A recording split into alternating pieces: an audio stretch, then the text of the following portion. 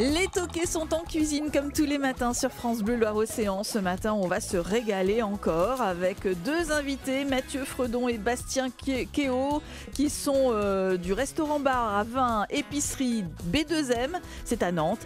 Donc, on va en parler ensemble. Si vous avez des recettes à nous faire partager ce matin autour du saumon ou autour de la truite, vous êtes les bienvenus. Vous pouvez appeler tout de suite. Géraldine vous accueille au 02 40 73 6000. Et je vous rappelle que la meilleure recette repartira avec le livre On cuisine ensemble, signé Gilles Colliot et Patrick Catala. Les deux compères ont compilé vos meilleures recettes et celles des grands chefs invités au fil de ces derniers mois sur France Bleu Loire-Océan.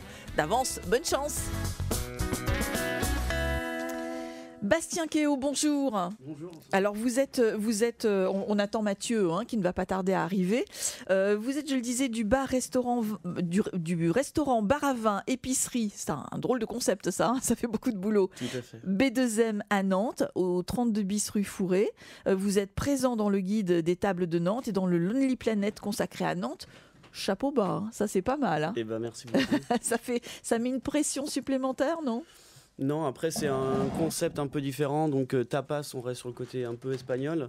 Après avec un restaurant de qualité, des produits du terroir et aussi des produits qu'on va chercher un peu en Espagne et dans le Pays Basque. Donc, d'accord. Voilà. On va revenir sur tous ces produits que vous utilisez pour votre cuisine. Dans la présentation, j'ai évoqué donc le restaurant, le bar à vin, l'épicerie. Il faut rajouter les concerts du mercredi soir. Tout à fait, c'est très important. C'est important. On pourrait rajouter un coin librairie, un coin manucure, une réparation de vélo. Enfin, c'est sans fin, quoi. C'est sans fin, mais là on va s'arrêter là pour le moment. Oui. Donc ça marche très bien. Est-ce que vous savez pourquoi ? Est-ce que ça a été ouvert comme ça dès le départ ? Ou est-ce que les autres choses comme l'épicerie, par exemple, se sont rajoutées après ? Alors, il faut savoir que le B2M, on se renouvelle beaucoup, il y a beaucoup de changements, on essaye beaucoup de choses et on voit en fait ce qui marche et ce qui ne marche pas, la demande des gens, et puis les petites choses qui marchent, c'est justement ce qu'on rajoute au fur et à mesure, et ce qui ne marche pas, on les enlève. Donc vous vous rapprochez au plus près du goût des gens, des sollicitations, peut-être des idées aussi qui vous sont données ? Des idées, et puis le changement qui se fait naturellement, et puis les gens qui viennent d'un mois à l'autre peuvent découvrir autre chose, et découvrir un autre secteur d'activité qu'on a ouvert entre-temps et qui a bien marché. Oui. Alors vous me disiez en arrivant que vous étiez tout nouveau ? Tout à fait, ça fait 1 mois et demi que je suis arrivé. Ça fait 1 mois et demi. Est-ce que pour autant vous connaissez un peu l'histoire du B2M ? Alors je connais l'histoire, on en a beaucoup discuté avec Mathieu, de discuter un peu quelle orientation on voulait avoir au niveau culinaire et un peu au niveau ambiance qu'on voulait obtenir comme résultat. Donc je me suis beaucoup intéressé à ce qui s'est pas fait avant, ce qui avait marché, ce qui n'avait pas marché et où on voulait aller. Donc voilà, aujourd'hui on est en phase pour avancer grâce à ça. Ouais. Alors j'ai regardé, moi je suis allée sur le site du restaurant, j'ai vu que vous aviez, on annonçait plus de 400 étiquettes, parce que vous êtes bar à vin aussi, ça c'est très important. Tiens voilà Mathieu, on est entre nous en entrée, Mathieu, vous êtes le bienvenu, je vous en prie. On était en train de parler des étiquettes qui sont nombreuses, des bouteilles de vin qui sont nombreuses, des marques, des cépages, etc. Donc ça fait beaucoup de travail. Vous vous mettez où vous voulez. Voilà, là c'est très bien, installez-vous. Bonjour. Bonjour. Mathieu, on a commencé avec Bastien. Oui. On a situé un petit peu le B2M. On a parlé aussi de ce concept restaurant, bar à vin, épicerie. Je disais en plaisantant qu'on pourrait rajouter un coin lecture, un coin manucure, un coin c'est sans fin. Il y a aussi les concerts du mercredi soir. Et le bar à vin, qui dit bar à vin dit cave extraordinaire. Vous avez, vous, 400 étiquettes, paraît-il ? J'ai 400 étiquettes. J'étais responsable financier, moi, dans une précédente vie, dans la région parisienne, dans une grande entreprise. Et puis, j'étais passionné de vin. Je passais tout mon temps libre dans les vignobles et dans les bars à vin, justement. Jusqu'au jour où je me dis, tiens, j'aimerais travailler dans ce domaine. Et donc, je me suis reconverti dans la sommellerie. J'ai étudié pendant 2 ans. J'ai visité des dizaines, voire des centaines de caves. J'ai fait beaucoup de salons. Donc j'ai goûté, je prenais des notes à chaque fois. J'ai goûté des milliers de vins en fait pour faire cette sélection dans mon futur bar à vin, donc au B2M. Donc rien n'est laissé au hasard. Et rien n'est laissé au hasard. Tout a été goûté. Donc il y a 500 références aujourd'hui de vins vraiment que j'aime. Et j'aime partager du coup cette passion du vin. Alors je ne vais pas fâcher Bastien parce que j'allais dire chez vous c'est le plat qui accompagne le vin et pas l'inverse comme on le fait souvent, mais finalement les deux se marient parfaitement bien. J'ai l'impression que vous êtes très, très en connexion tous les deux et que les choses se décident ensemble, autant du côté du chef que du côté de ce qui va accompagner le plat. Effectivement, là on vient de lancer une nouvelle carte vendredi. Et on a travaillé beaucoup avec Bastien sur cette nouvelle carte, sur chaque entrée, plat, dessert, sur nos tapas, nos planches, pour voir vraiment ce qui pourrait fonctionner le mieux et ce qu'on aimerait proposer au B2M. Et après, il y a suffisamment de vin, il y a beaucoup de vin pour trouver de toute façon un vin qui se mariera. Et effectivement, vous avez raison, l'inverse est vrai. Il y a beaucoup de gens qui commencent par le vin, qui disent tiens, j'aimerais boire tel Bourgogne, tel vin du Languedoc, du vigneron Majulien. Et qu'est-ce qui pourrait bien aller avec ? Très bien, voilà, c'est comme ça que ça fonctionne, à consommer avec modération, on ne le dira jamais assez bien sûr. Les experts, si vous avez des recettes, on va parler de truite, on va parler de saumon aussi, puisque ça figure dans la nouvelle carte, sur la nouvelle carte du B2M. Donc si vous avez des recettes à nous faire partager autour du saumon, autour de la truite, vous êtes les bienvenus. Vous êtes chez vous en cuisine sur France Bleu Loire-Océan, 02 40 73 6000. C'est Géraldine qui vous accueille ce matin. Alors, je le disais tout à l'heure, vous êtes un concept bien complet. Hein. Il y a restaurant, bar à vin, épicerie, il y a des concerts le mercredi soir. En ce qui concerne votre cuisine, c'est une cuisine dite de bistrot.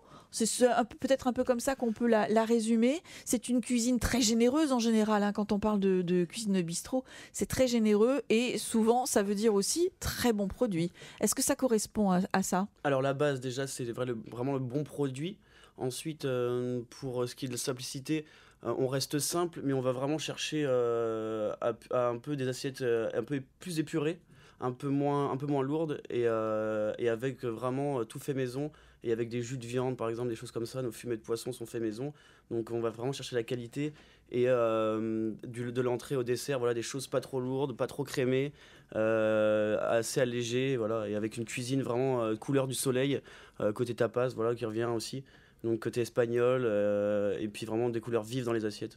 Et puis en plus, quand on privilégie les très bons produits, la base de la cuisine, vraiment les très bons produits, on n'a pas besoin de les cacher sous des crèmes épaisses, sous des choses qui viennent se rajouter et qui rendent le plat effectivement un peu lourd parfois.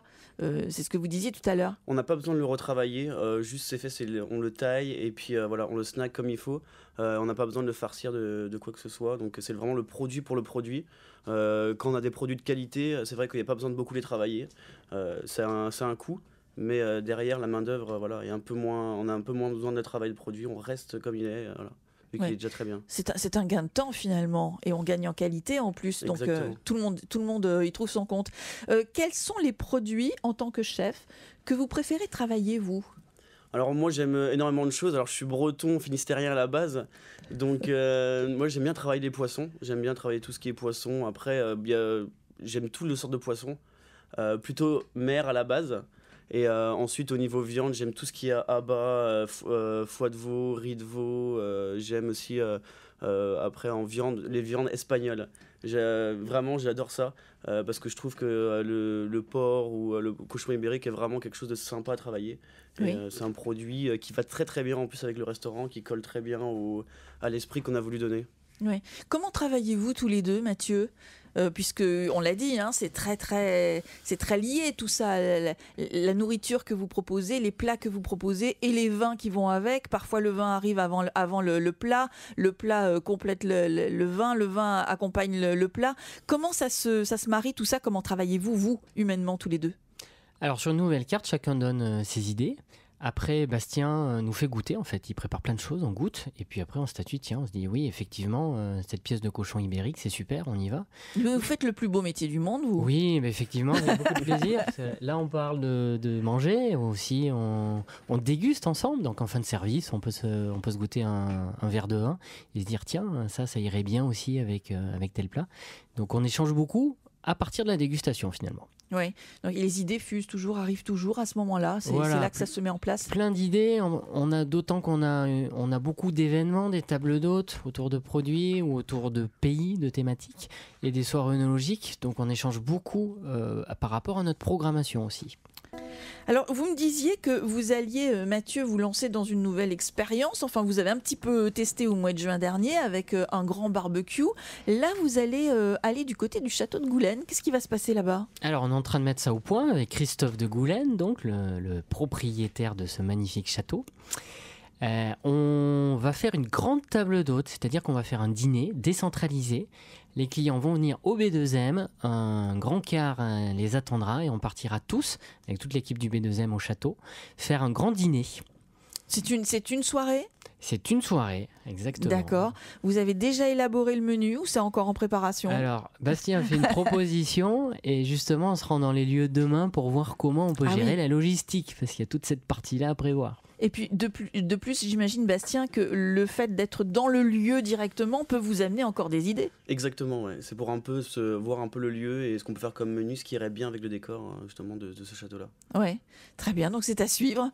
À suivre. Ce sera probablement au mois de novembre, mais on va régler tous ces détails demain avec Christophe Degoulaine.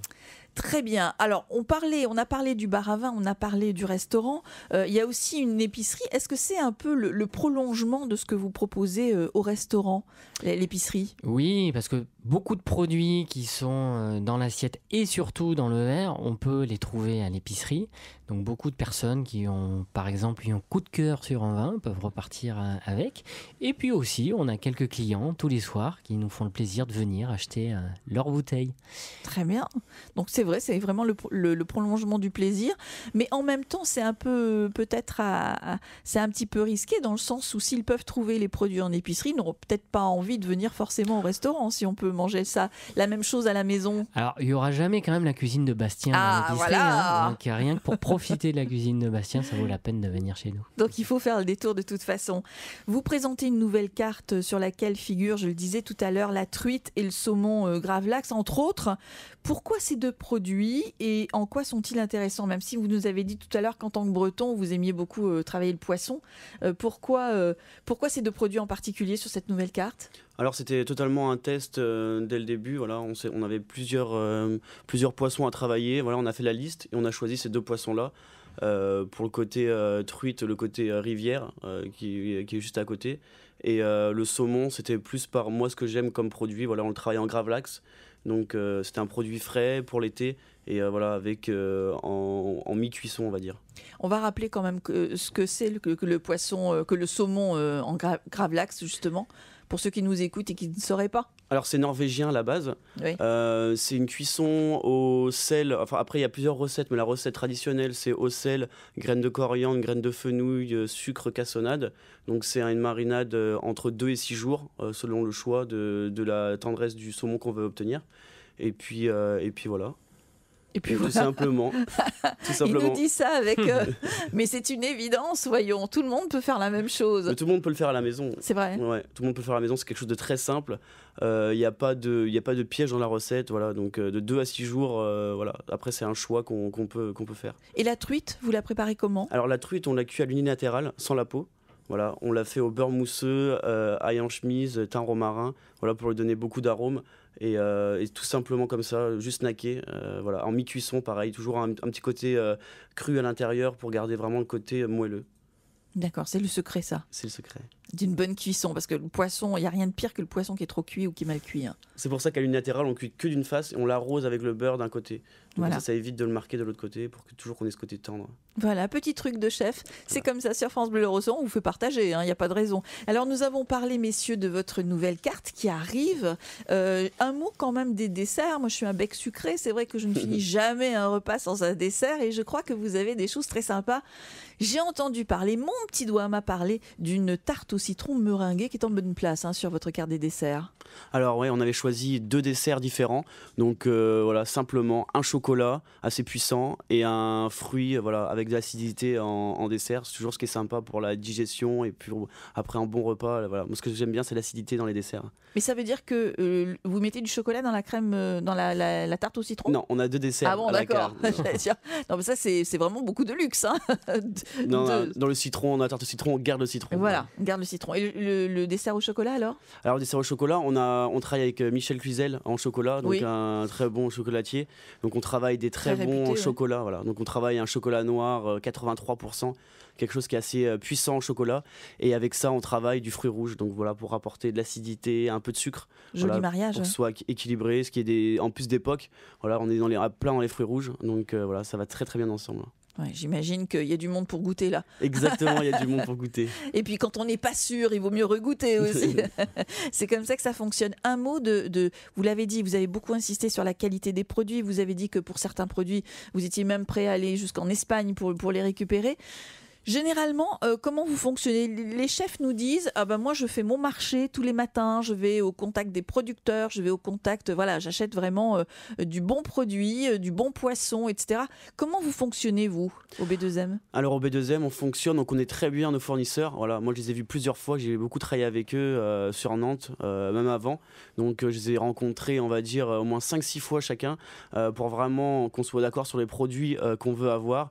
Donc on a vu les produits, on les a précommandés, on les a testés et ensuite maintenant on est en phase complètement avec eux et on n'a pas besoin d'aller tous les jours au marché. Voilà, on est livré ce qu'on demande et voilà. Donc moi j'ai les numéros personnels des fournisseurs, comme ça je peux leur laisser un message pour leur dire si je veux quelque chose de particulier. Mais voilà, quand on veut tester quelque chose, on s'y prend à l'avance, mais en tout cas on est sûr de la qualité qu'on a à la carte parce que ça a été testé et retesté. Très et bien. On a des livraisons tous les jours. On travaille avec une dizaine de fournisseurs, donc on a eu tout ce travail de référencement de fournisseurs pour avoir le meilleur de chaque fournisseur. Donc la qualité avant tout, hein. C'est le mot d'ordre. Exactement. France Bleu, Loire, Océan. Les toquets se terminent tout doucement. Nous sommes encore en cuisine pendant quelques minutes avec Mathieu Fredon et Bastien Kéo du restaurant B2M à Nantes, 32 bis rue Fourré. Et votre recette qui a été choisie, Maryvonne, bonjour. Bonjour. Maryvonne, vous êtes à Clisson ? Oui. Et alors, vous avez été inspirée par le saumon, visiblement. Oui, par le saumon fumé. Hein. Alors, quelle est votre recette, Maryvonne ? Oui, alors tout d'abord, je fais donc chez mon poissonnier, je commande ou s'il y en a, sinon l'étalage, je prends donc du saumon fumé. Je tapisse des ramequins de saumon fumé et puis que j'ai mis au préalable des petites feuilles d'aneth en dessous pour bien parfumer le saumon. Oui. Ensuite, je prends donc de petites courgettes bien parfumées et puis je les râpe. Je les essore bien. Je les mélange avec un petit peu de basilic.